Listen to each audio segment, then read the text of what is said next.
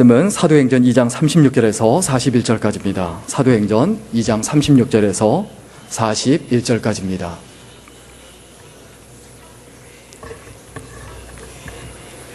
사도행전 2장 36절에서 41절까지 우리 한 목소리로 같이 읽겠습니다. 36절부터 41절까지입니다. 같이 읽겠습니다. 그런즉 이스라엘 온 집이 정령할지니 너희가 십자가에 못 박은 이 예수를 하나님이 주와 그리스도가 되게 하셨느니라 하니라. 저희가 이 말을 듣고 마음에 찔려 베드로와 다른 사도들에게 물어 가로되 형제들아 우리가 어찌할꼬 하거늘. 베드로가 가로되 너희가 회개하여 각각 예수 그리스도의 이름으로 세례를 받고 죄사함을 얻으라. 그리하면 성령을 선물로 받으리니 이 약속은 너희와 너희 자녀와 모든 먼데 사람 곧 주 우리 하나님 얼마든지 부르시는 자들에게 하신 것이라 하고 또 여러 말로 확증하며 권하여 가로되 너희가 이 패역한 세대에서 구원을 받으라 하니 그 말을 받는 사람들은 세례를 받음에 그날에 제자의 수가 3,000이나 더하더라. 아멘. 오늘 말씀의 제목은 좋은 교회입니다. 좋은 교회. 특별히 좋은 교회라고 했을 때 이 앞에 좋다라는 부분에서 이 표현에서 우리가 상당히 신경을 쓰고 집중을 해야 합니다. 어렸을 때는 좋은 게 좋은 겁니다. 무슨 얘기입니까? 그냥 나한테 좋으면 좋은 거예요. 정확하게 말하면 내가 원하는 거면 좋은 거예요. 그런데 나이가 들고 성숙하고 자라나면 나한테 좋은 게 아니라는 걸 알아요. 그래서 맛있는 음식도 건강에 안 좋으면 드세요, 안 드세요? 안 드시잖아요. 다 봤습니다. 예, 맛있는 음식도 안 좋으면 안 드시죠. 그런데 어렸을 때는 내 입에 달콤하면 맛있으면 어떻게 합니까? 무조건 먹습니다. 내가 신앙적으로 성숙해도 마찬가지입니다. 내가 신앙이 좋다라고 했을 때 그 좋다라는 것이 어떤 것인가? 교회가 좋다라고 했을 때 그 교회가 어떤 교회가 좋은 교회인가? 이것을 마음속에 깊이 한번 생각해 봐야 합니다. 제가 아는 어느 집사님한테 이런 질문을 던진 적이 있습니다. 다니고 있는, 지금 출석하고 있는 교회가 어떠냐라고 여쭤봤어요. 어떻게 교회 좀 이렇게 새로 이렇게 다니시게 됐는데 어떠세요? 그러니까 한국에 있는 교회입니다. 그렇게 물어보니까, 그렇게 여쭤보니까 좋습니다. 그냥 두 손가락을 이렇게 치켜들고 좋다 이렇게 얘기를 하시는 거예요. 그래서 굉장히 좋은가 보다. 그래서 제가 궁금했어요. 아니, 뭐가 그렇게 좋으세요? 그렇게 물어보니까, 여쭤보니까 그 집사님이 하시는 말씀이 건물이 좋다는 거예요. 교회가 너무 아름답다는 거예요. 이게 아주 현대적으로 또 들어가면 굉장히 멋있다는 거예요. 그래서 제가 그 교회를 너무 잘 알고 있는데 집사님, 그 교회가 빚으로 지어서 교회 헌금의 3분의 2가 이자로 들어갑니다. 헌금의 3분의 2가 원금도 아니고 이자로만 3분의 2가 들어갑니다. 과연 그것을 좋다고 할 수 있을까요? 갑자기 얼굴이 시뻘개지시더라고요. 그래서 좀 미안해서 다시 여쭤봤어요. 그거 말고요. 그냥 좀 다른 거 뭐 좋은 거 없으세요? 그러니까 목사님 말씀이 굉장히 좋다는 거예요. 그래서 제가 또 성격이 안 좋은지 못됐는지 또 여쭤봤어요. 혹시 그 목사님이 농담 잘하고 귀에 거슬리는 이야기 설교 시간에 안 하고 찔리는 거 없고 그 마음에 흡족하니까 그러니까 좋다고 그런 거 아니신지 혹시 한번 생각해 보셨어요? 그래서 다시 또 질문을 드렸어요. 얼굴이 시뻘개지시는데 그럼에도 불구하고 다시 질문 드린 게 뭐냐면 집사님, 좋은 교회는 내가 좋다고 좋은 교회가 아니고 하나님께서 좋아하는 교회가 좋은 교회 아닐까요? 나는 불편하고 나는 힘들고 나는 여러 가지로 어렵다 할지라도 하나님께서 기뻐하시는 교회면 그 교회가 좋은 교회 아닐까요? 저는 우리 교회가 하나님께서 기뻐하시는 교회인 줄 믿습니다. 목회자도 불편하고 교인들도 불편하고 성도님들도 여러 가지 힘든 부분도 있을 수 있습니다. 그러나 하나님께서 기뻐하시는 교회면 그 교회가 진짜 좋은 교회다. 그게 믿음이에요. 그게 성장이에요. 그게 성숙이에요. 그렇게 생각하는 것이 예수 믿는 사람입니다.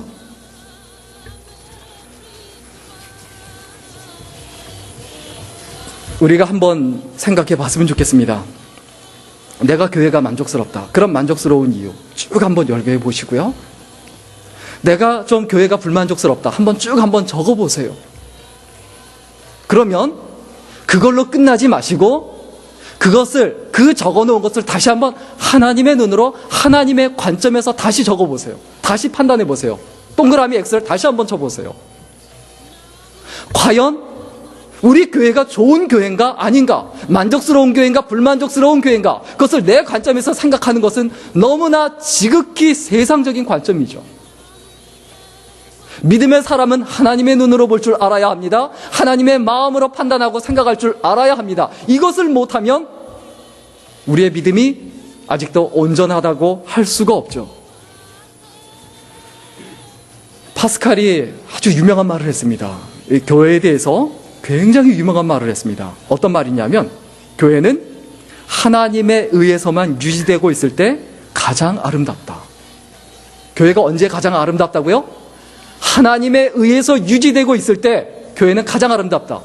교회는 돈에 의해 유지되는 것이 아닙니다. 사람에 의해서 유지되고 있는 것이 아닙니다. 한두 사람에 의해서 유지되고 있는 것이 아닙니다. 건물에 의해서 유지되고 있는 것이 아닙니다. 교회는 누구에 의하여?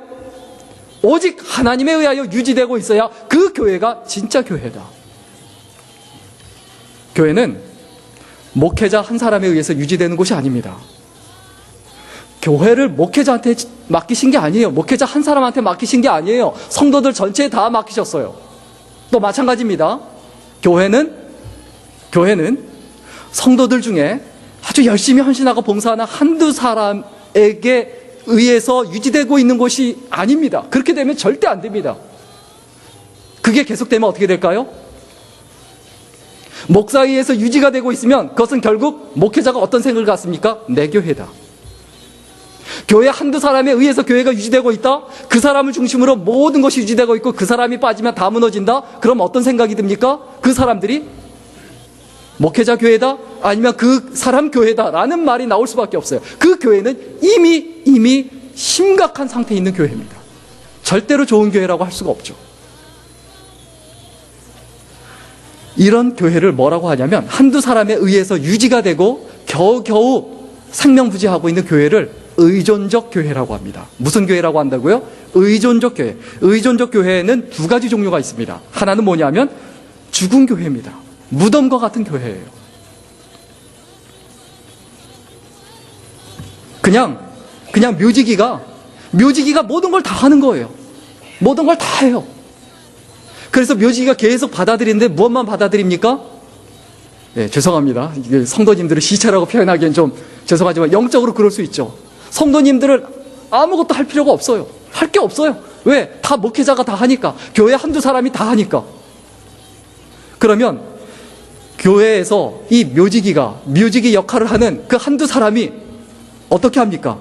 교회를 소개하면서 이런 말을 하죠. 새로운 교인을 보면서 어서 오십시오. 교회에 오신 것을 환영합니다가 아니라 어디에 오신 것을 환영합니다? 솔직히 말씀하시자고요. 어디에 오신 것을 환영합니다?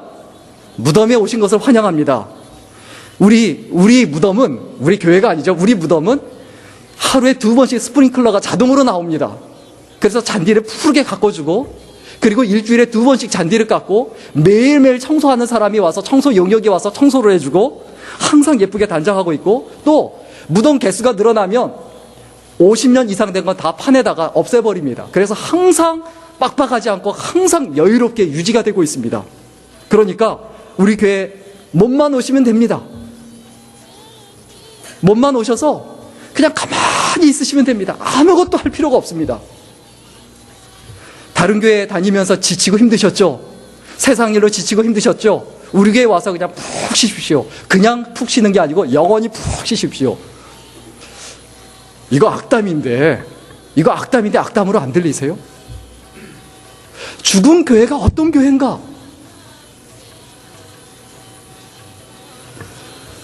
우리가 하나님 앞에 이 부분을 기억해야 합니다.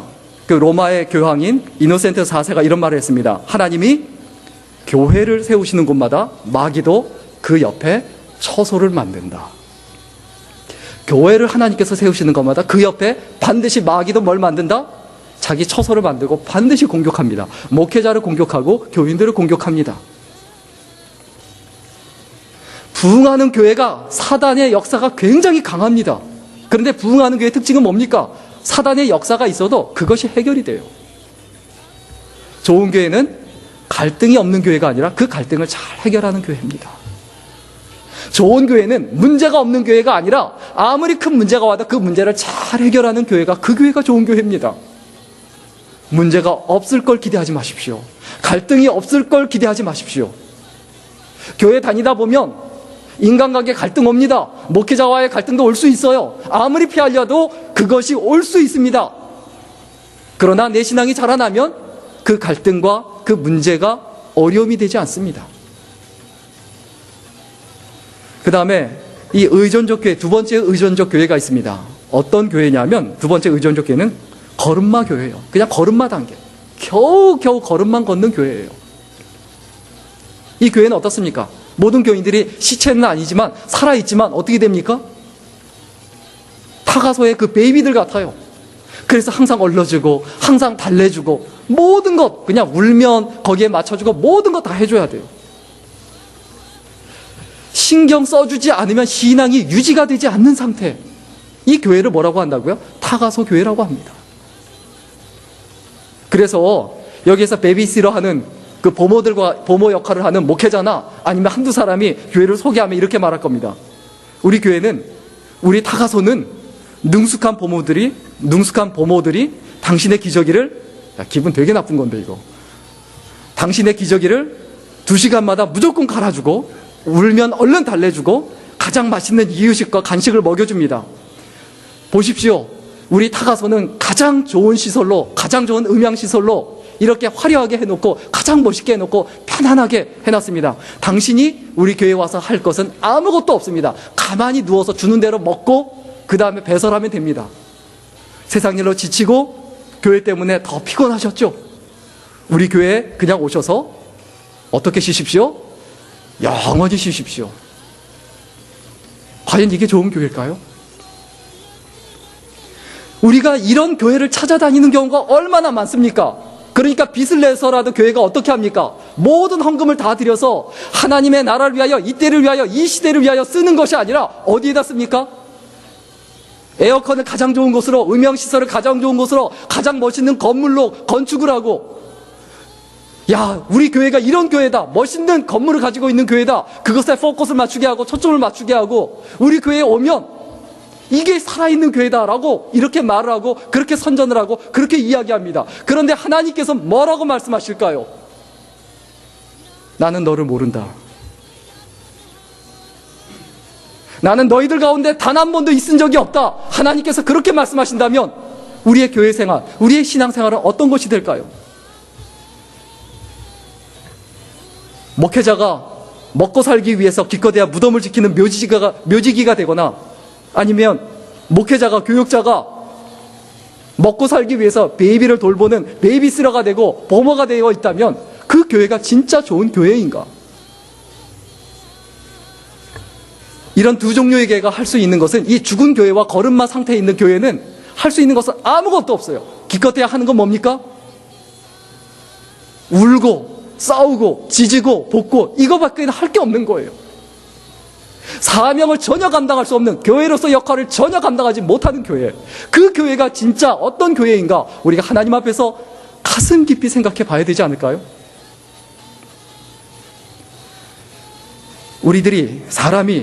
세상 사람들이 일반적으로 좋아하는 교회의 전형적인 두 가지 특징이 있습니다. 정리를 하면 이 두 가지 특징입니다. 하나는 뭐냐면 내가 편한 교회입니다. 내가 어떻게 하면 교회 가서 편할 수 있을까? 어떻게 하면 목회자가 다 알아서 다 하고 교육자가 알아서 다 하고 한두 사람이, 헌신된 사람이 알아서 다 하고 어떻게 하면 내가 편할 수 있을까? 어떻게 하면 내가 부담을 갖지 않을 수 있을까? 부담이 없는 교회가 진짜 살아있는 교회인가? 이 부담이 없는 교회예요. 그리고 두 번째 교회는 뭐냐면 내가 영광을 받는 교회예요.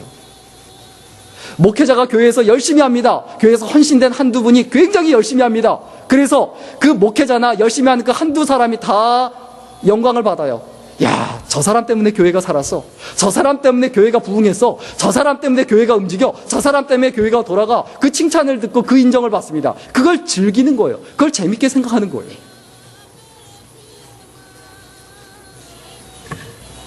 이렇게 될 때 어떤 생각이 듭니까?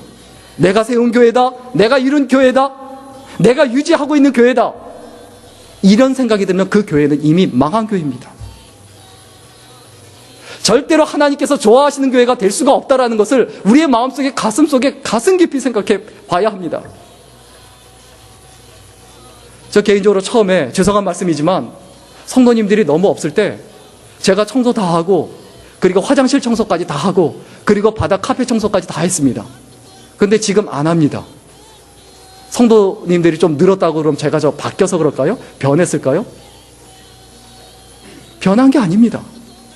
나눠서 하지 않으면 내 교회가 되기 때문에 그래요. 나만 책임지는 나만의 교회가 되기 때문에 그래요. 나눠서 할 줄 알아야 돼요. 교회에서 어떤 필요한 물건이 살다 어느 한 분이 할 수 있어요. 뭐 저도 할 수 있고 누구도 할 수 있어요. 그런데 나눠서 하는 게 좋죠. 왜? 하나님께서 우리 교회 성도님들에게 교회를 맡겨주셨지 그 한두 사람에게 아니면 목회자에게 교회를 맡겨주신 건 아니거든요. 우리가 하나님 앞에 좋은 교회는 어떤 교회냐? 본질이 되어 있는 교회가 좋은 교회입니다. 본질. 어떤 교회가 좋은 교회라고요? 본질. 오늘 좀 가슴 깊이 생각해 봐야 될 부분, 바로 교회의 본질입니다. 교회에서 이게 없으면, 성도들에게 이게 없으면 그 교회가 바로 죽은 교회다. 이것을 우리의 삶 속에서 반드시 기억해야 합니다. 좋은 교회는 먼저 첫째로 어떤 교회냐? 복음이 선포되는 교회입니다. 복음이 선포되는 교회. 우리 오늘 본문 36절 다 같이 읽겠습니다. 오늘 본문 36절입니다. 같이 읽겠습니다. 시작. 그런즉 이스라엘 온 집이 정령할지니 너희가 십자가에 못 박은 이 예수를 하나님이 주와 그리스도가 되게 하셨느니라. 교회는 예수 그리스도가 선포되는 곳이어야 합니다. 예수 그리스도의 고난, 예수 그리스도의 죽으심, 하나님의 말씀이 선포되는 것이어야 하는데 그냥 교회에서 위로만 받고 어떤 윤리적인 이야기만 있고 어떤 세상적인 재미만 있고 즐거움만 있다. 그래서 복음이 없다. 그 교회는 절대로 좋은 교회일 수가 없죠. 교회는 마음 수련하는 곳이 아닙니다. 종교는 다 좋은 거 아니냐? 다 좋은 건지 모르겠지만 예수 그리스도가 없는 종교는 진짜 종교가 아닙니다. 교회는 명상하는 곳이 아닙니다. 내가 묵상하고 명상하고 내 마음에 평안함을 얻고 그리고 내가 취미생활을 할 수 있는 곳, 내가 오고 싶으면 오고 오기 싫으면 안 오고 그런 것이 아니에요. 취미생활은 내가 하고 싶으면 하고 하기 싫으면 안 하는 거지만 우리의 마음속에 삶 속에 내가 취미생활 하는 것만도 못한 게 교회생활이 될 수도 있다는 사실, 그것을 우리가 잊어버리지 말아야 되죠. 우리가 운동을 하는데도 그것을 빼먹으면 어떻게 됩니까? 약해지죠. 마찬가지입니다. 신앙생활, 교회생활 하는데도 내가 빼먹으면 신앙 약해져요. 믿음 약해져요. 요즘에 어느 목사님이라고 말씀은 안 드리겠지만 아마 다 아실 겁니다. 무슨 공동체를 이렇게 만들어서 밥 짓는 시인, 뭐 퍼주는 사랑 다 아시죠? 거기 때문에 굉장히 시끄러워요. 어느 분이 거기 영성 수련회에 이렇게 참석을 했대요. 수련회에 참석을 하는데 참석하러 가기 전에 굉장히 늦었대요. 그래서 늦어서 좀 거기에 이끄는 사무장을 만나서 이야기를 하는데 제가 좀 늦었는데 주의할 게 없냐라고 물어봤더니 그 사무장이 하는 말이 없습니다. 주의할 건 없고요. 그냥 북극성님의 말을 잘 들으시면 됩니다. 무슨 얘기야 이거? 북극성님의 말을 잘 들으면 된대요. 아니 그래서 황당해서 북극성님의 말만 잘 듣고 그렇게 따라가면 된다. 그러게 가서 이렇게 참석해서 봤더니 그 북극성의 그 대표인 그 어느 목사님을 이야기하죠. 그리고 나서는 성경도 가져오지 말라고 하고 찬송도 전혀 안 부르고 본인이 어떻게 해서 그 공동체를 이루게 됐는지 그런 이야기, 자기가 어떻게 연애를 하고 어떻게 수녀님을 만나서 어떻게 해서 결혼을 하게 되는지 그런 이야기, 그걸 일주일 내내 그 얘기만 계속 하더라는 거예요. 그리고 더 충격적이었던 것은 그렇게 하다가 믿습니까? 하면 우리가 보통 교회에서는 어떻게 합니까? 아멘 해야죠. 근데 거기서는 아웅 그러더래요. 처음에 웃긴다고 막 재밌다고 이렇게 아웅아웅 했는데 이게 이상하다는 거, 이게. 교회는 어떤 곳이어야 합니까? 거기에 정말 수많은 사람들이 모여 있는데 정말 많은 사람들이 거기서 재미있다고 하고 즐겁다고 하고 그분의 입담에 아주 그냥 신나 하는데 그게 진짜 예수 그리스도가 하나님이 중심이 된 만남인가 모임인가? 여러분 깊이 생각해 봐야 되지 않을까요? 여러분 저도 믿으십니까? 그러면 아웅 그러시든가 아니면 뭐 아다리 그러시든가 뭐 바둑을 알아야 아다리란 말을 아실 텐데 우리가 하나님 앞에 복음이 선포되는 교회가 진짜 교회다. 내 마음이 찔려도 듣기 싫어도 그 복음이 선포되고 있는가? 예수 그리스도가 전해지고 있는가? 그것을 봐야 합니다. 그게 생명이기 때문입니다. 그게 전부이기 때문입니다. 여러분 기독교를 아세요? 진짜 교회를 아세요? 수박 겉핥기라는 말이 있습니다. 무슨 말이 있다고요? 수박 겉핥기. 수박 맛이 어떻습니까? 수박 맛이 어떻습니까? 뭐 설명할 수 있으세요? 수박을 한 번도 안 먹어본 사람한테 그걸 설명해서 그 수박 맛을 익히게 하실 수 있는 분, 깨닫고 알게 하실 수 있는 분, 단 한 분도 없을 겁니다. 자기가 그 수박을 먹어보지 않으면 그걸 몰라요. 수박은 그냥 수박 맛이에요. 달다고 말할 수도 없고 뭐 어떻다라고 말할 수가 없어요. 근데 기독교에 대해서 수박 겉핥기처럼 아는 경우가 있습니다. 그리고 함부로 말을 합니다. 어떻게 말을 합니까? 수박에다가 어떻게 말을 합니까? 수박에다가 아주 달콤한 초콜릿을 누가 발라놨어요. 그래서 그것을 핥아먹고서는 야, 수박 맛은 어떻다? 초콜릿 맛이다. 달다. 어떤 사람이 수박에다가 고춧가루 뿌려놨어요. 고추장을 발라놨어요. 그래서 그 고추장을 핥아먹고 나서는 야, 수박 맛은 어떻다? 맵다. 고추장 맛이다. 교회에 대해서는 마찬가지입니다. 하나님에 대해서 마찬가지입니다. 하나님에 대해서 진짜 모르면서 교회에 대해서 진짜 모르면서 자신이 안다고 착각하고 있는 거예요. 내가 경험하지 않으면 절대 몰라요. 기독교는 연구하기 위한 종교가 아닙니다. 명상이나 묵상하기 위한 종교가 아닙니다. 내가 하나님을 경험하고 맛보아 알지 못하면 기독교는 내가 모르는 거예요. 설명해서 알 수가 있는 게 아니에요. 만약 누군가 기독교에 대해서 부정적인 생각을 가지고 있고 누군가 교회에 대해서 잘못된 생각 그리고 좋지 않은 생각을 가지고 있다면 그것은 기독교를 아는 것이 아니라 자신의 종교가 기독교라고 말하는 그 사람들을 아는 거예요.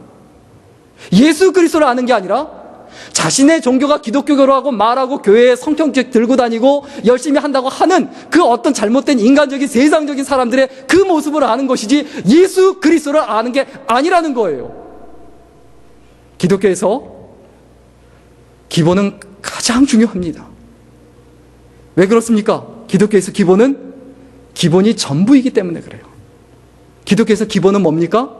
예수 그리스도세요. 기독교에서 예수 그리스도가 전부입니다. 기독교는 건물이 아닙니다. 건물이 아닙니다. 돈이 아닙니다. 사람이 아닙니다. 예수 그리스도입니다. 예수 그리스도가 전부입니다. 따라서 예수 그리스도를 선포하지 않는 교회는 교회도 아니고 기독교도 아니고 그냥 어떤 다른 종교 중에 하나 있는지 모르겠지만 그리고 인간의 모임인지 모르겠지만 그것이 기독교는 아니다. 교회는 복음이 선포되는 곳이어야 합니다. 예수 그리스도가 선포되고 전해지는 곳이어야 합니다. 그리고 예수 그리스도를 모시고 품고 있는 곳이 되어야 합니다. 두 번째로 교회는 어떤 곳이냐? 교회의 본질은 무엇이냐? 교회에서 이것이 빠지면 안 된다는 것은 무엇이냐? 그러면 예수 그리스도가 그 가운데 계시면 자연스럽게 나타나는 현상이 있습니다. 예수 그리스도를 받아들이게 되면 자연스럽게 나타나는 현상이 있어요. 바로 회개가 있습니다. 교회는 뭐가 있다고요? 회개가 있다. 우리 오늘 보면 37절 다 같이 읽겠습니다. 37절입니다. 시작. 저희가 이 말을 듣고 마음에 찔려 베드로와 다른 사도들에게 물어 가로되 형제들아 우리가 어찌할꼬 하거늘. 저희가 베드로의 설교를 듣고 그 설교를 들으면서 베드로가 어떤 사람입니까? 그렇게 똑똑한 사람 아닙니다. 공부 많이 한 사람 아닙니다. 부자도 아닙니다. 내세울 게 있는 사람이 아닙니다. 기껏해야 낚시질하던 사람이에요. 기껏해야 그물질하던 사람이에요. 그리고 그나마 있는 것도 다 버려서 아무것도 없는 사람이요. 그런데 그 사람의 말을 듣고 그 사람의 설교를 듣고 어떻게 했다고요? 마음이 어떻게 했다? 찔렸다. 교회는 회개가 있어야 합니다. 마음에 찔림이 있어야 합니다. 설교를 들으면서 찔림이 없다. 그 설교 잘못된 설교입니다.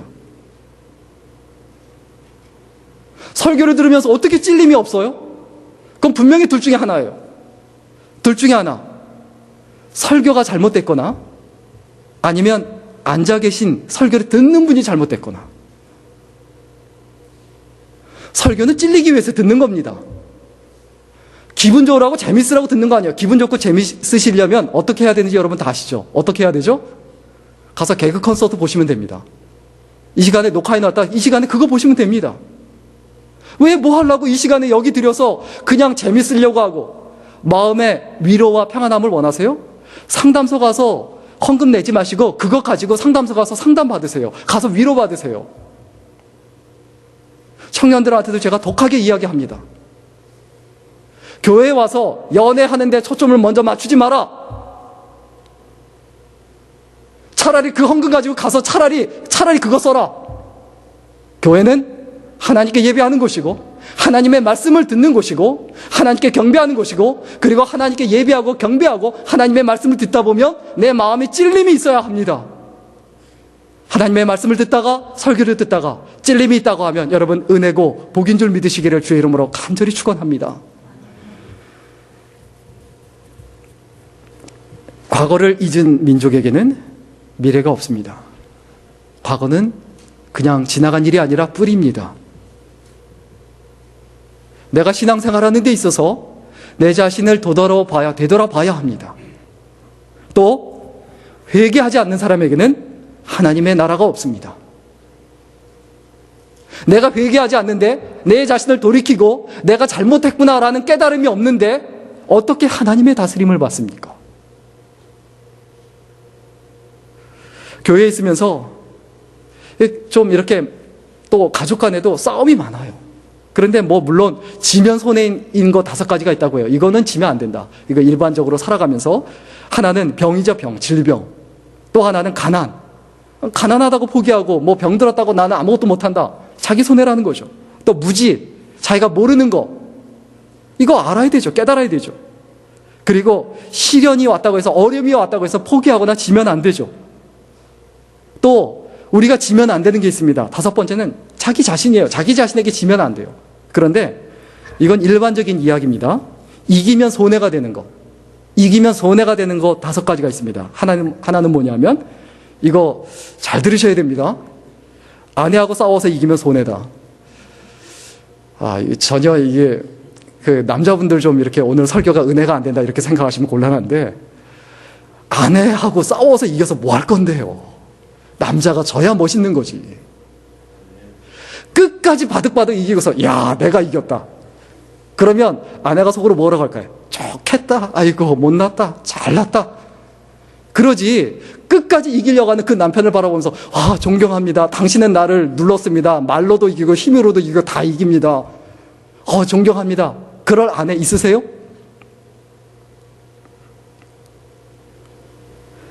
기껏해야 이기면 어떻게 됩니까? 아내가 가정을 지옥으로 만듭니다. 항상 짜증 부리고. 지세요. 지는 게 이건 겁니다. 그게 지혜입니다. 그럼 속으로 그러시죠. 지나 잘하지. 네.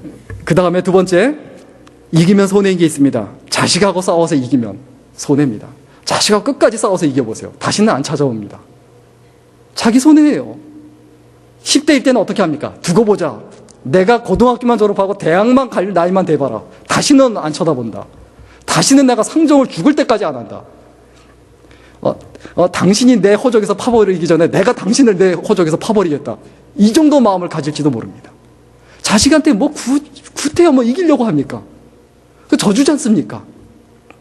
그리고 3번째, 뭐 언론하고 싸워서 이기면 손해다. 괜히 말 한마디 잘못했다가 괜히 소문 잘못 나고 굉장히 피곤하죠. 또 국가 권력하고 싸워서 이기면 손해다. 또 이런 말이 있는데 드리고 싶은 말씀은 5번째입니다. 하늘의 뜻하고 하늘하고 싸우면 손해다. 다시 말하면 하나님하고 싸우면 손해죠. 하나님하고 싸우는 게 뭡니까? 하나님께서 분명히 서로 어떻게 하라고 했죠? 서로 미워하라? 여러분 서로 사랑하세요? 사랑하지 않으면 하나님하고 싸우고 있는 거예요. 그냥 쓸데없이 맞짱 뜨고 있는 거예요. 왜 그런 일을 합니까? 교인끼리 왜 다툼이 있습니까? 그 하나님과 싸우고 있는 거예요. 자기가 뭐 하고 있는지 잘 모르는데 교우 간에 화목하게 지내지 않으면 그건 뭐 하고 있는 거다? 하나님하고 싸우는 중이다. 심각한 상태입니다. 예배도 하나님께서 기뻐하지 않으시고 아무리 헌금을 드려도 기뻐하지 않으시고 모든 것 다 하나님께서 기뻐하지 않으십니다. 더군다나 성도하고 목회자하고 싸운다. 목회자가 성도 이기려고 바닥바닥 그런다. 참 못난 목회자죠. 이겨서 뭐 할 건데요? 저도 뭐라고 하다가 그러면 그냥 성도님들이 이거 이런데 그러면 네 그렇게 하세요 그러지. 제가 뭐 거기서 끝까지 이겨갖고 뭐 이렇게 저렇게 하자 안 합니다. 뭐 큰 거 아니거든요. 뭐 성도님들이 뭐 예수님은 부활하지 않으셨다 이런 주장한다. 이건 싸워야죠. 이건 진리의 문제이기 때문에. 그런데 그렇지 않은 거 뭐 하려고 싸웁니까? 자, 교인과 교인이 싸우고 성도와 목회자가 싸울 때 누가 좋아합니까? 누가 좋아합니까? 좋아서 싸우는 분 없으면서도 왜 좋은 것처럼 싸움이 있을까요? 물론 우리 교회 이야기는 절대 아니지만요. 우리가 살아가는 인생과 삶에서 만약에 이런 일을 행했다면, 이렇게 했다면 우리의 삶에서 뭘 해야 될까요? 회개해야죠. 내가 가정에서 존경받지 못하고, 내가 교회에서 존경받지 못하고, 사회에 나가서 존경받지 못하고 존경받기는커녕 욕만 먹고 있다? 회개해야 합니다. 돌이켜야 합니다. 그 다음에 세 번째로 어떤 교회가 진짜 교회냐, 좋은 교회냐? 성령의 역사하심이 있는 교회입니다. 성령의 역사하심이 있는 교회. 우리 오늘 보면 38절과 39절 다 같이 읽겠습니다. 38절과 39절입니다. 같이 읽겠습니다. 시작. 베드로가 가로되 너희가 회개하여 각각 예수 그리스도의 이름으로 세례를 받고 죄 사함을 얻으라. 그리하면 성령을 선물로 받으리니 이 약속은 너희와 너희 자녀와 모든 먼데 사람 곧 주 우리 하나님이 얼마든지 부르시는 자들에게 하신 것이라 하고, 베드로가 가로되 너희가 회개하여 각각 예수 그리스도의 이름으로 세례를 받고 죄 사함을 얻으라. 그리하면 무엇을 선물로 받으리니? 성령을 선물로 받으리니. 여러분, 예수 믿는 사람은 성령님의 인도하심 가운데 사는 사람이어야 합니다. 내가 말하는 것, 내가 행동하는 것, 내가 선택하는 모든 것 성령님의 인도하심 따라 되어줘야 되지, 내가 하는 것이다, 그리고 성령님께서 기뻐하고 하나님께서 기뻐하시는 것이 아니다 하면 내가 신앙생활로부터 멀어지고 있는 거죠. 이건 실제로 제가 목사님들하고 대화를 나누면서 들었던 이야기입니다. 대화를 나누면서 이 북가주지역도 그렇고 많은 이민교회가, 그리고 한국에도 그렇고 문 닫는 교회들이 있는데, 이 문을 닫는 교회들, 클로스 시키는 그 교회들 특징을 다 이야기했어요. 교회에 이런 현상이 나타나더라. 그러더니 결국 교회가 문을 닫더라. 정리해보니까 거의 다 그래요. 거의 다. 동일하게 이 현상 중에 최소한 한 가지 이상의 현상이 나타나요. 하나는 마녀사냥. 한 사람을 화두에 올려서 그냥 씹는다고 하죠. 오징어 씹듯. 열심히 씹는 거예요. 특히 목회자에 대해서. 모였다 하면 마녀사냥하는 거예요. 모였다 하면. 이거 뭡니까? 서로 욕을 하면서 막 그 한 사람을 놓고 욕을 하면서 어떻게 되는 겁니까? 어떤 만족을 느끼죠? 우리끼리 하나가 됐다. 우리끼리 똘똘 뭉쳤다. 내 편이 생겼다. 이 마음을 느끼고, 또 저 사람은 그렇게 못됐고 심지어 목회자도 저렇게 못됐는데 나는 이렇게 잘났다. 나는 의인이다. 이거 뭡니까? 자기가 잘났다라는, 자기가 옳게 살아간다는 어떤 착각을 갖게 해요. 여러분, 교회에서 이런 현상이 있으면 안 됩니다. 옳고 그름에 대한 분별은 있어야 돼요. 우리 이렇게는 하지 말자. 여기까지입니다. 이것은 옳지 않다. 여기까지입니다. 이것은 따라하지 말자. 여기까지입니다. 그 사람은 어떻게 해서 뭐 교회를 쫓아낼까, 목회자를 어떻게 해서든 교회를 쫓아낼까, 이런 고민하면 그거 하나님께서 절대 기뻐하시지 않습니다. 마녀 사냥 있는 교회, 그 교회 클로스 되더라.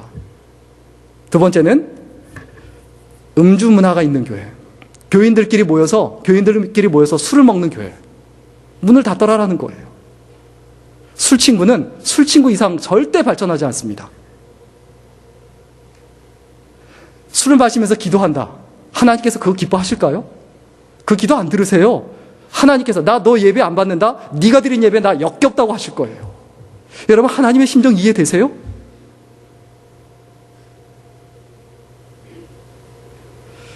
술잔을 돌리면서 기도한다.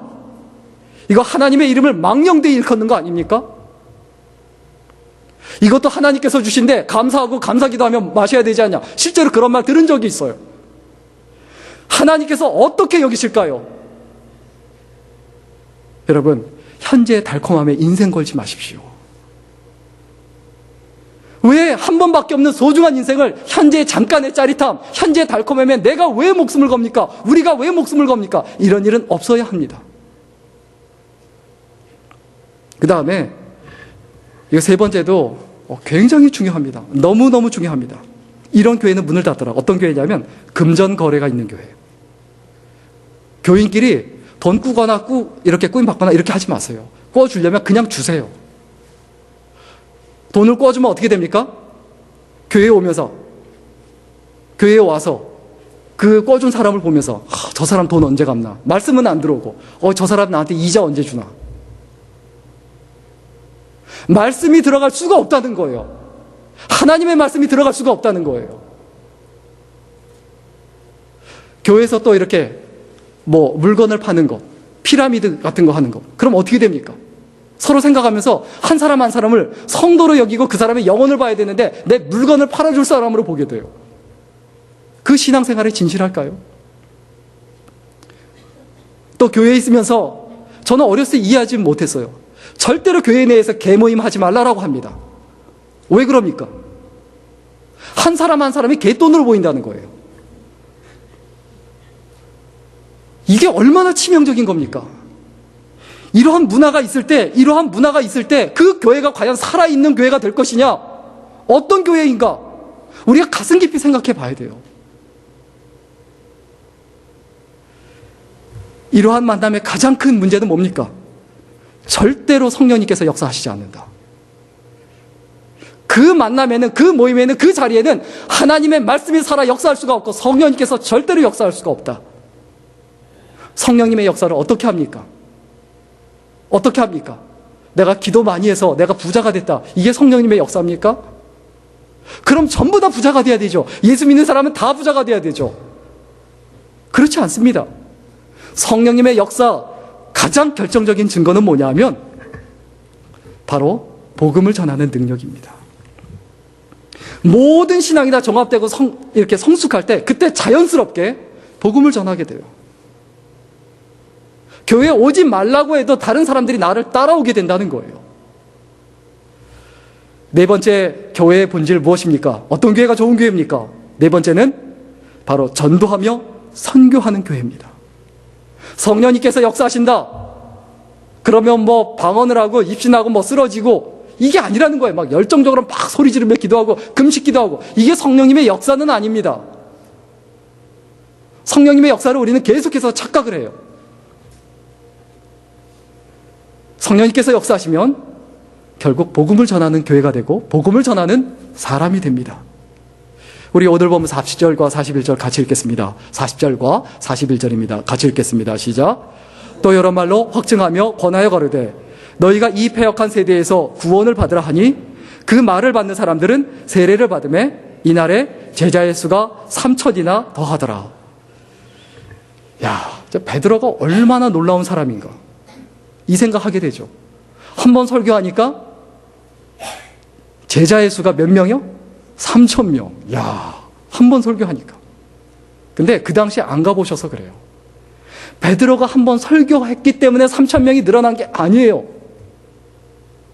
먼저 설교를 들었던 사람들이, 먼저 은혜를 받았던 사람들이 함께 떡을 떼며 교제하며 날마다 기쁨을 충만하며 복음을 전하는 사람들이 되었으니까 그래서 그 사람들이 몰려들고 그리고 끌어들이고 그리고 오게 되는 거예요. 우리는 너무나도 착각합니다. 목사가 설교 잘해서 교회가 부흥한다. 설교 잘하는 목사님 많습니다.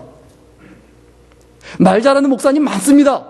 학문적으로 뛰어난 목사님 많습니다. 그러면 무조건 다 교회가 부흥합니까? 아닙니다. 교회가 살아있어야 해요. 복음이 살아있어야 합니다. 미국 플러 신학교의 그 에디 깁스 교수라는 분이 있습니다. 이분이 쓴 책 중에 그 Church Next라는 책이 있습니다. Church Next라는 책이 있는데 거기에 보면 오늘날 교회가, 현대 교회가 정말 교회다운 교회가 되기 위한 9가지 조건을 이야기했습니다. 하나는 뭐냐면 첫째는 과거 회기적 교회가 아니라 현실 참여적 교회. 과거의 영광. 이게 아니라 현실에 내가 어떻게 할 것인가. 현실 참여적 교회가 돼야 된다. 그래서 그 현실, 그 있는 자리에서 예수 그리스도를 나타내고 드러내야 된다는 거예요. 두 번째는 마케팅적 교회가 아니라 선교적 교회가 돼야 된다. 철치 마케팅이라는 개념이 있습니다. 일반 마케팅의 개념을 교회에 들여오면 그걸 통해서도 얼마든지 교인 숫자 늘어날 수 있습니다. 그러나 교회는 복음이 중심이 된 선교적 교회가 돼야 돼요. 미셔널 철치가 돼야 돼요. 세 번째로는 관료적 교회가 아니라 사도적 교회. 이 관료적 교회는 뭡니까? 직책이 계급이 된 거예요. 장로는 높은 사람이고 무슨 목사는 높은 사람이고 평신도는 낮은 사람이냐. 그 관료적 교회예요. 정말 잘못된 교회입니다. 교회의 가장 큰 악행과 악습 중에 하나가 바로 그 부분입니다. 장로님은, 목회자는 더 잘 섬기는 분이지 잘 대접을 받는 분이 아닙니다. 대접을 가장 잘하는 분이 목회자고 장로님이고 그리고 교역자고 다른 리더 그룹이지 그것은 절대로 계급이 아닙니다. 관료적 교회가 아니라 사도적 교회가 되어야 돼요. 그 다음에 네 번째, 집단적 가르침의 교회에서 개인적 가르침이 있는 교회. 서로 간에 멘토링을 해줄 수 있는, 영적인 조언을 해줄 수 있는 이런 교회가 되어야 된다는 거예요. 그 다음에 다섯 번째, 설교는 대중적 부흥회식 설교에서 내면적, 영성적, 그 깨달음이 있는 설교를 하는 교회. 내면적, 영성적 설교. 영성적 설교가 뭡니까? 하나님께 초점을 맞추도록 하는 설교예요. 예수께 초점을 맞추도록 하는 설교가 영성적 설교예요. 마음을 평안하게 하는 것, 그건 마음 수련이라는 거죠. 그게 영성적 설교가 아닙니다. 그 다음에 여섯 번째, 보는 예배에서 느끼는 예배, 다시 말하면 깨닫는 예배. 그냥 듣기 좋은, 찬양 참 좋다. 야, 참 보기 좋다. 설교 참 듣기 좋다. 찬양 참 듣기 좋다. 이게 아니라 진짜 교회는 어떤 교회라고요? 느낌이 깨닫는 교회, 깨달음이 있는 교회. 이 교회가 진짜 교회라는 거죠. 일곱 번째, 기다리는 전도에서 찾아가는 전도. 가만히 누가 오기를 기다리는 게 아니라 찾아가며 복음을 전하기 위하여 애쓰는 교회. 그 교회가 진짜 좋은 교회고 좋은 교회의 기본적인 조건이라는 겁니다. 그 다음에 여덟 번째는 수동적 교인에서 능동적 교인. 수동적 교인에서 능동적 교인으로 훈련시키는 교회가 진짜 좋은 교회입니다. 순종이란 말은 뭡니까? 적극적인 겁니다. 나는 못한다라고 하는 것, 이게 겸손이 아니에요. 내가 못하니까 더 열심히 합니다. 이게 겸손이에요. 순종이란 건 뭡니까? 이거 해라 그러면 다 했는데요? 그리고 또 뭐 할까요? 라고 물어보는 게 그게 순종이에요. 가만히 있으면서 그냥 하라는 대로만 하는 거, 이게 순종이 아닙니다. 정리하면 사명을 감당하기 위한 그 본질, 예수 그리스도가 있고 그리고 그 그라운드, 그 터전. 연극으로 말하면 연극 배우가 본질이라고 하면 연극 배우가 연극을 할 수 있는 무대가 있는 교회, 그 그라운드가 있는 교회, 그 교회가 좋은 교회라는 거예요. 복음을 전하려면 복음을 전하기 위한 툴이 있어야 돼요. 내가 복음을 전하려면 그 툴이 있어야 되죠. 우리 교회가 복음을 잘 증거하고 예수 그리스도를 선교하는 교회가 되기 위해서 사실 교회에 제가 온 지 2년 반 됐는데 2년 반 전부터 기도하고 처음부터 아예 작정하고 준비한 게 있습니다. 우리 교회 주보 보시면 첫 번째 모토가 뭡니까? 뭐 하는 교회? 교육하는 교회입니다. 교육하는 교회. 그리고 제자 삼는 교회. 그리고 선교하는 교회. 가장 먼저 뭐라는 거죠? 교육하는 교회. 그래서 교육에 집중을 하고 교회에 생명을 걸자. 그게 먼저 중요하다. 그래서 복음을 전하기 위해서 우리 교회가 장학회를 설립해야 되겠다. 처음부터 기도하고 마음을 먹고 있었습니다. 그리고 계속 만나는 모든 분들에게 끊임없이 이야기했어요. 그래서 2년 반이 지난 지금 이 시점에 우리가 아무리 작고 약하다 할지라도 몇 분이라 할지라도 한 걸음 떼자. 한 걸음 시작하자. 장학회를 설립하는 이유는 간단합니다. 이 북가주 지역을 말로가 아니라, 막연하게 아니라 실질적으로 섬기는 교회가 되자라는 거예요. 우리 창세기 1장 26절 같이 읽겠습니다. 창세기 1장 26절입니다. 창세기 1장 26절 같이 읽겠습니다. 시작. 하나님이 가라사대 우리의 형상을 따라 우리의 모양대로 우리가 사람을 만들고 그로 바다의 고기와 공중의 새와 육축과 온 땅과 땅에 기는 모든 것을 다스리게 하자 하시고, 하나님이 가라사대 어떻게 했다고요? 우리의 형상을 따라 우리의 모양대로. 삼위일체 하나님이 여기서 나타납니다. 하나됨의 본을 보여줍니다. 우리가 하나가 돼야 합니다. 하나가 돼서 그럼 뭐 할 겁니까? 하나님께서 세상을 창조하셨듯 우리들도 세상을 이끌며 다스리며 정복해야 되지 않을까요? 이것을 하나됨의 원형을 하나님께서 보여주셨죠. 그리고 우리가 감당해야 될 일들을, 하나가 돼서 감당해야 될 일들을 창세기 1장 28절에서 우리에게 알려줍니다. 우리 다 같이 읽겠습니다. 창세기 1장 28절입니다. 시작. 하나님이 그들에게 복을 주시며 그들에게 이르시되 생육하고 번성하여 땅에 충만하라. 땅을 정복하라. 바다의 고기와 공중의 새와 땅에 움직이는 모든 생물을 다스리라 하시니라. 이것을 뭐라고 합니까? 문화 명령이라고 하죠. 정복하고 다스려라. 이것을 위해서는 우리의 즐거움만 추구해서는 절대 안 된다는 거예요. 그 지역사회를 위해서 뭔가 하고 있어야 됩니다. 의미 있는 뭔가를 하고 있고 그 툴이 있어야 되죠. 사람들이 모여서 자신의 즐거움과 이익만 추구하는 신교적 교회가 아니라 복음을 전하는 선교적 교회가 되어야 합니다. 선교적 교회. 그래서 이런 한국의 그 몇몇 교회, 대표적인 선교적 교회들이 몇 군데가 있는데 한 4군데만 잠깐 말씀을 드리면, 대표적인 교회가 감자탕 교회라고 불리우는 광염교회가 있습니다. 사진 준비했는데, 이 감자탕 교회가 왜 감자탕 교회냐? 저기 보시면 교회 앞에 크게 뭐라고 써 있습니까? 감자탕. 교회 간판이 안 보여요. 그래서 저 교회 별명이, 저 교회가 원래 광염교회인데 감자탕 교회라고 불립니다. 그럼 왜 감자탕 교회라는 그 의미가 뭐냐? 물론 저 교회가 교인이 몇천 명이에요. 거의 지금 10,000명이 육박해요. 그 정도 되면 교회 건물을 지을 수 있잖아요. 근데 저기 몇 층을 빌려서 새 들어 있으면서 거기서 불편하게 7부, 8부, 7번, 8번 예배 드리는 거예요. 그리고 저 교회가 어떻게 하냐? 한국에 뭐 무슨 일이 있다, 어디 홍수가 났다, 제일 먼저 달려갑니다. 그 누구보다 제일 먼저 목사님이 앞장서서 전부 다 달려갑니다. 그래서 교회 건축한 재정을 가지고 전부 어디다? 그렇게 사회에 환원하는데, 그 구호 활동에 모든 걸 다 쏟아붓는 교회예요. 현실 참여적 교회죠. 그 다음에 또 소개하고 싶은 교회가 두 번째 교회가 있는데, 강남에 있는 교회인데, 강남이 아니고 이게 상도동에 있습니다. 상도동도 원래 강남입니다. 저도 상도동 태생인데 강남에서 태어났습니다. 아무도 안 웃으시네. 죄송합니다. 나름 조크라고 준비했는데, 거기도 강 건너갔으니까 상도동도 강남인데, 그래서 거기도 강남이었기 때문에 강남교회인데, 노량진에 있습니다. 저 강남교회가. 근데 어떤 교회로, 그 교회를 강남교회다 이렇게 하면 잘 모르고요. 고시생교회다라고 하면 잘합니다. 거기에 보면, 노량진에 보면 고시 준비하는 학원생들이 굉장히 많아요.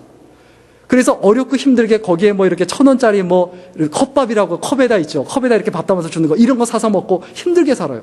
근데 그 아이들한테 그냥 밥을 줍니다. 그냥 오면 밥 줘요. 그래서 고시생들이 무지하게 몰려요. 그래서 그 교회에서 은혜 받고 그 교회 찾아오고 그 교회에서 봉사하고, 저 교회에 뭐 변호사 뭐 이런 사람들, 무슨 공무원들 무지 많아요. 여러분, 그거 많다, 그런 사람들이 많다는 걸 부러워하지 마시고 뭘 부러워해야 합니까? 저렇게 봉사하고 헌신하는 그 교인들 얼마나 의미 있습니까? 또 소개하고 싶은 세 번째 교회가 있습니다. 어떤 교회냐면 이름이 꽃동산 교회입니다. 참, 교회 이름이 꽃동산이야. 이 교회는 별명이 뭐냐 하면 어린이 교회라고 불리웁니다. 이 교회를 개척하신 목사님이 원래 굉장히 상계동에 개척했는데 굉장히 어려운 달동네에 개척했어요. 근데 이 목사님이 하신 게 아이들한테 집중하고 싶다, 어린아이들한테 집중하고 싶다. 그래서 꽃동산 주보라고 주보를 만들었어요. 예쁘게 어른 주보 신경 안 쓰고 아이들 주보, 아이들이 귀하다 생각해서 아이들한테 주보를 가장 잘 만들어서 컬러풀하게 만들어서 아이들한테 줬어요. 거기서 읽을 거리도 넣고. 그런데 그 교회가 어려움에도 불구하고 다른 어려운 교회들하고 나누고 싶다 해서 그 꽃동산 교회 주보들을 자기들만이 아니라 어려운 교회들한테 그냥 공짜로 줬어요. 지금 저 교회가 몇만 명이에요. 고등학교를 소유하고 있고 지금 어린이 예배를 저렇게 드리는 교회가 있습니까? 본당에서 1, 2, 3층 꽉 차서 예배를 드려요. 그렇게 아이들이 없다고 하는데.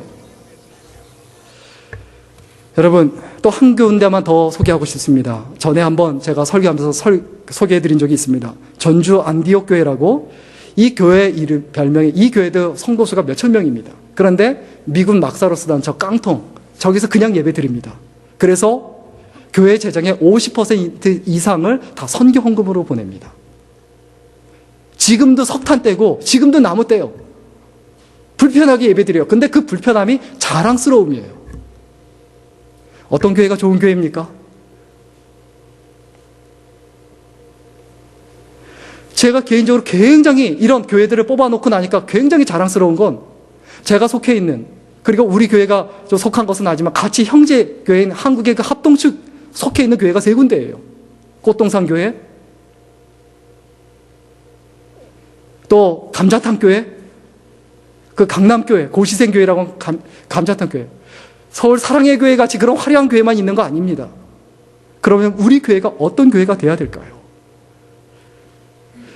이런 어떤 별명들이 감자탕 교회, 깡통 교회, 고시생 교회, 어린이 교회, 이런 교회의 그 별명들이 그 교회의 정체성이듯 우리 교회도 아무리 작다 할지라도 이런 정체성이 있었으면 좋겠습니다. 그 교회는 작지만 장학회가 있어. 그래서 신학생들을 돕고 대학생들을 돕고 어려운 고등학생들을 도우려고 해. 얼마가 됐든 몇 명이 됐든. 그래서 우리 마음속에 기억해야 될 게 있습니다. 장학회는 우리 제자들 교회의 정체성이다. 우리 교회의 아이덴티티다.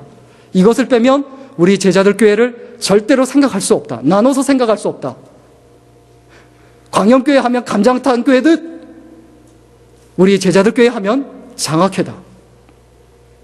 그리고 또 우리가 두 번째로 왜 장학회를 설립을 하냐? 두 번째 이유가 있습니다. 장학회는 복음 증거하기 위한 가장 확실한 수단 중에 하나입니다. 우리가 줘야 오는 거예요. 나눠줘야 오는 거예요. 베풀어야 오는 거예요. 그게 사명입니다. 그게 섬김입니다. 그리고 한 가지 더 중요한 이유가 있습니다. 뭐냐 하면 장학회는 우리 크리스천의 자랑거리입니다. 이 북가주 지역에, 우리 이쪽 지역에, 이 북가주 지역에 크리스천들이 운영하는 장학회가 한 군데도 없어요. 이거 부끄러운 일입니다. 그런데 우리 교회가 했으면 좋겠다는 거예요.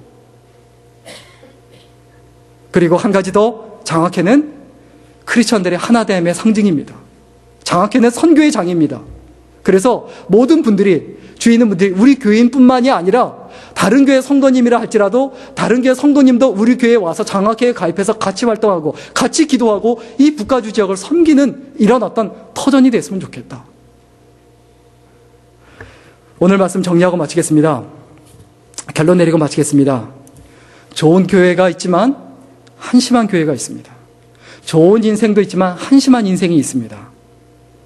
한심한 인생이 어떻습니까? 꿈이 있다고 하면서도 아무것도 안 하는 거예요. 꿈만 꾸고 있는 거예요. 교회도 마찬가지입니다. 교회는 꿈을 꾸는 곳이어야 돼요. 그런데 꿈을 꾸기만 해요. 아무것도 시도 안 해요. 그러나 저희 교회는 아무리 작다 할지라도 몇 분이 되었든 간에 시도하고 그리고 또 도전하려고 합니다.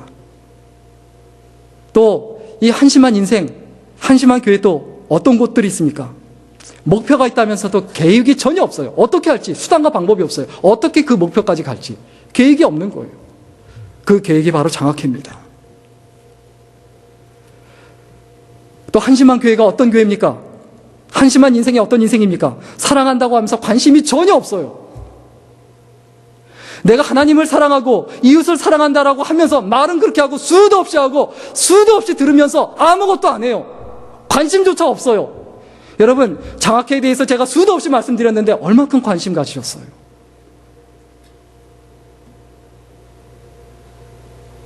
또 믿음이 있다고 하면서 전혀 행함이 없는 것. 그러나 가장 한심한 건 뭡니까? 기독교라고 하면서, 교회라고 하면서 그 가운데 예수 그리스도가 없는 인생. 예수 그리스도가 없는 인생. 그 인생이 한심한 인생이고 그 교회가 한심한 교회 아닐까요? 여러분, 정말 우리의 가슴 속에, 우리의 마음 속에 좋은 교회, 훌륭한 교회, 하나님께서 기뻐하시는 교회가 될 수 있도록 모든 초점을 맞추고 하나님 앞에 최선을 다하고 생명을 다하는 귀한 인생이 될 수 있기를 주의 이름으로 간절히 축원합니다. 기도하겠습니다. 우리 기도할 때 오늘 말씀을 생각하며 함께 기도했으면 좋겠습니다. 오늘 말씀을 통해서 우리 교회가 바로 좋은 교회가 되게 하소서, 하나님께서 기뻐하시는 교회가 되게 하소서 함께 기도했으면 좋겠습니다. 좋은 교회는 하나님께 영광을 돌리는 교회고 하나님을 높여드리는 교회인데, 과연 우리에게 꿈이 있는가, 목표가 있는가, 사랑이 있는가, 그리고 또한 믿음이 있는가, 그리고 가장 중요한 거, 우리 안에 예수 그리스도가 계신가, 이것을 가슴 깊이 생각하고 하나님 용서하옵소서. 정말 우리 교회가 좋은 교회 되게 하시고 내가 좋은 신앙인이 되게 하여 주옵소서. 간절한 마음으로 회개하며 결단하는 기도를 드리겠습니다. 살아계신 하나님, 좀 감사드립니다. 아버지 하나님께서 인도해 주옵소서. 하나님께서 역사해 주옵소서. 우리들의 삶에서 예수님으로 주께서 인도해 주옵소서. 아버지 하나님 뜻 가운데 아름다운 열매를 맺게 하시고 복된 인생을 살아가게 하여 주옵소서. 아버지 하나님, 온전히 하나님께 영광 돌리는 삶이 될 수 있도록 인도해 주옵소서.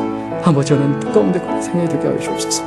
하나님, 아버지 하나님 살아계심을 온전히 증거하는 교회 되게 하여 주옵소서. 아버지 하나님 뜻 가운데 살아가는 것 되게 하여 주옵소서. 붙들어 주옵소서. 아버지 하나님께서